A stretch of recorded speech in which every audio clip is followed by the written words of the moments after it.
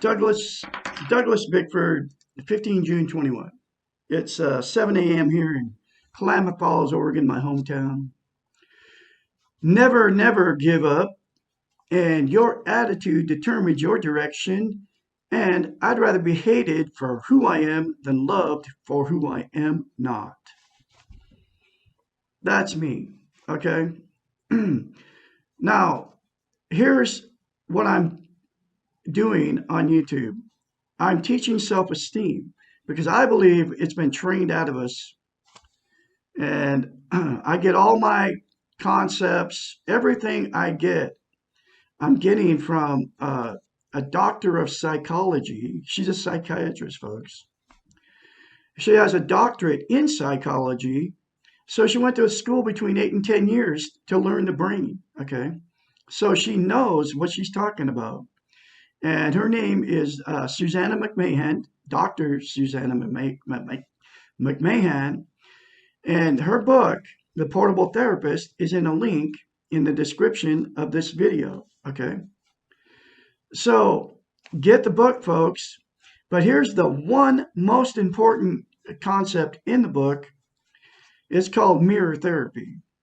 This is how you will attain self-esteem, self-love on steroids. And here's the whole thing about self-esteem, self-love. You can't love or be loved without it, okay? And and it's not given to us naturally when we're born, okay? So, and the reason we haven't, people are running around with no self-esteem, self-love, is because it's been trained out of us through the TVs, radios, newspapers, all the social media. That's what they've done to us. And that's all true, okay? So, but here's the one simple concept that you can attain self-esteem. Look at yourself in the mirror.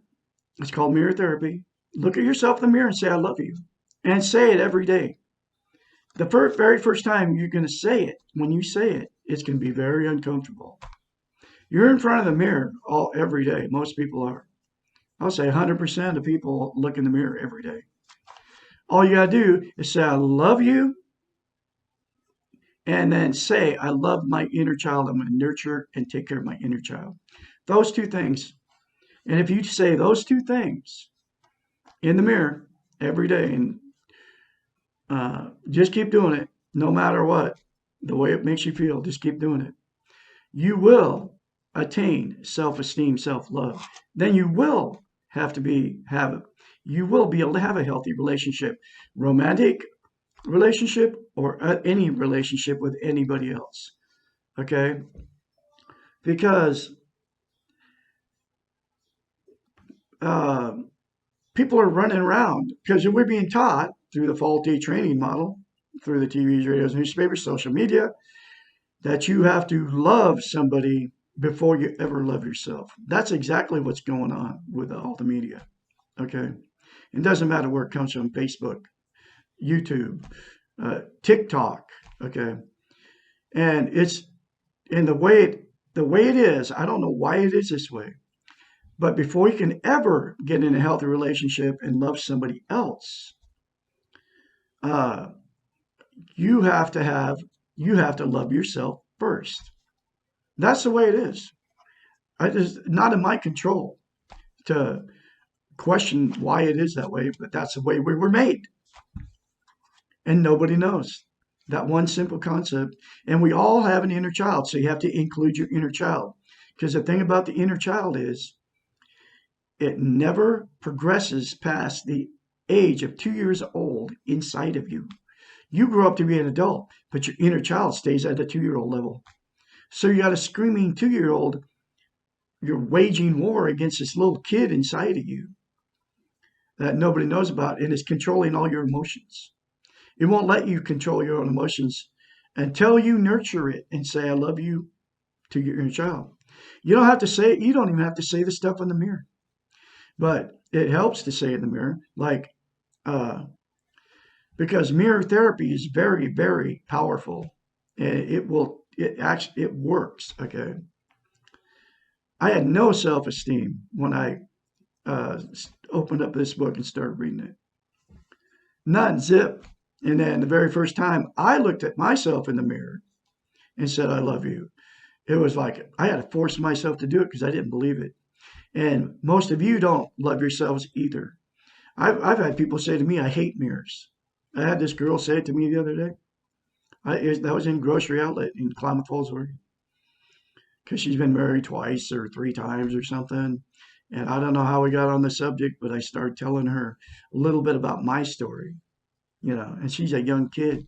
Why do you think the divorce rate is like 75%?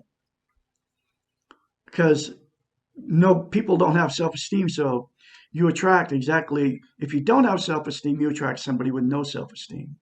If you have self-esteem, you attract somebody with self-esteem. And there's very few people running around that have healthy inner children. The majority of people don't even know it even exists. And if you hear me tell you this, you're probably going to go, what's that? Right? Google it.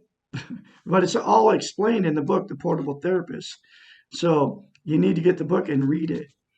But if you do those two simple things in the mirror, and don't tell anybody you're doing it, okay? Because as soon as you tell somebody you're doing it, they're going to criticize you and make you not do it. Because if you don't have self-esteem, you can't stand up for yourself. Only people that have self-esteem can stand up for themselves. And people don't respect people that don't stand up for themselves. You just do whatever. Okay, I don't want to make you mad, right? It's unreal how it is. This book will save you a life of misery. But those two little concepts will too. Anyway, so I'm going through the book chapter by chapter, and this is chapter 79. It's called What Can I Do When Others Hate Me? And like, sub, and share these very important life-changing videos, folks.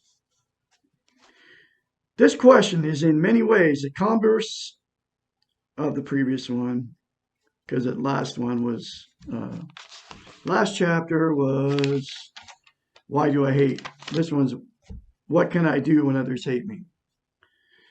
There are some similarities with the previous answer. Others hate us when we hurt them.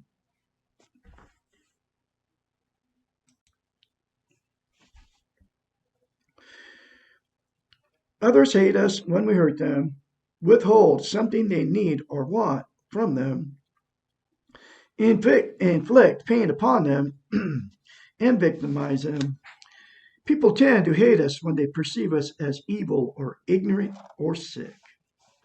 Frequently, people hate us for the weakness that we show, and they fear within themselves, or they hate us for our strengths, which they feel they lack. Sometimes people hate us for no apparent reason. There is one major difference between hating and being hated. We can learn from being hated. We can use the fact that we are hated to produce change in ourselves, and we can become aware of our behaviors and their effects upon others by focusing on why we are hated. If we accept the fact that we are hated, then we can consider what we want to do about this hatred. We can ask ourselves how we feel about ourselves and whether or not we feel that we deserve this reaction from them. If we can acknowledge and accept that we are doing harm to someone else, then we can choose to change our behaviors. We can begin to recognize our own insecurities that are driving us to the illusions of having power and control over others. We can learn why we feel the need to place others in one down or victim positions. We can begin to understand why we are being discouraging and destructive. Once we can objectively accept that what we are doing is harmful, then we can choose to change. We cannot begin the change process when we are involved in denial, defenses, justifications, externalizations. We can indeed learn more from our enemies than we do from our friends. We can let our enemies, those who hate us, become our teachers and our challenges to positive growth. Suppose we focus on our behaviors and we feel good about what we are doing and do not recognize the need for change.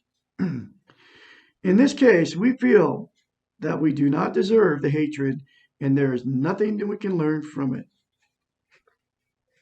Again, accepting that we're okay and that the world is not fair will help us deal with the injustice of being hated. Just as we have the choice and responsibility for our own hatred, so do others. If we're really doing the best we can and not deliberately trying to cause harm or to victimize someone else, and if our consciences are clear, then we do not have to spend our time and energy worrying about others' hatred. It is really their problem and responsibility to deal with, and we do not want to become victims to those who perceive themselves as our victims. This will create a lose-lose cycle for everyone. Self-esteem means dealing with the reality that we cause pain to others. We cannot fill others' needs, and we cannot take care of them in ways that they would like us to. We cannot take responsibility for them unless they are the exceptions, small children, the sick and handicapped, animals, and the real victims of the world. People who lack self-esteem will often hate us for not engaging in the weak ego with them. We can accept this and let it go. We cannot become people pleasers because we are afraid of being hated. Paradoxically, people pleasers are more hated than those who practice self-esteem. The hated belongs to the person who feels it. The best we can do is trust ourselves, check our consciences and how we feel about ourselves, change our destructive patterns towards others as we can, and let go of their hatred. We can learn to be loving, first to ourselves, then towards others. In this way, we will generate less hatred and more love in the world. Powerful book, folks. I'm telling you, you got to get this book. I can't even reiterate that enough. And got to let go of hate. And people hate people, just like this chapter said, for all kinds of weird reasons. And it's not in our control if people hate us. But it is our control, in our control, not to hate others. Okay? That's within my control. And I've been mistreated, abused, psychologically, physically, sexually, emotionally for my whole 65 years on the planet. And guess what? It's in my control to let go and love against all those people that did all their evil to me. And I do. As of this moment, everything has happened to me. And I'm 65. And working on my 66th birthday, which will be December 25th, 2000. I mean, December, yeah, December 25th, 2021. Uh, then I'll be 66. But I'm letting go in love of everything that has happened to me up to this point in my life. Start a new day today. Looked at myself in the mirror this morning and said, I love you, Douglas A. Bickford. I love my inner child. I will not live in the past in guilt, and I will not live in the future in anxiety. I will live in the moment because this is all we have is right now. I take responsibility and accept and acknowledge the pain that I've caused people all the way up to this point in my life. And I won't make the same mistakes twice for the harm I've done to people or animals. I won't, because we are all connected, folks. Whether they hate you or not, we're still connected to those people, whoever it might be. Whether you hate or not, we're still all connected.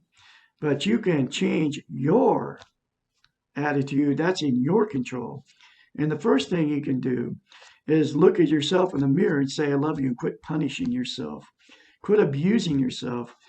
Look at yourself in the mirror and say, I love you, no matter how it makes you feel. Look at yourself in the mirror and say, I love my inner child. I will nurture and take care of my inner child, no matter how it makes you feel. And keep doing it over and over. And do not tell anybody you're doing it. Don't tell your husband. Don't tell your wife. Don't tell anybody. Just do it. Okay. Douglas Bickford at DouglasBickford753 at gmail.com for anybody that want to contact me. Never, never give up. Your attitude determines your direction, and I'd rather be hated for who I am than loved for what I am not. I'll have more later for you. I'll have a great day out there.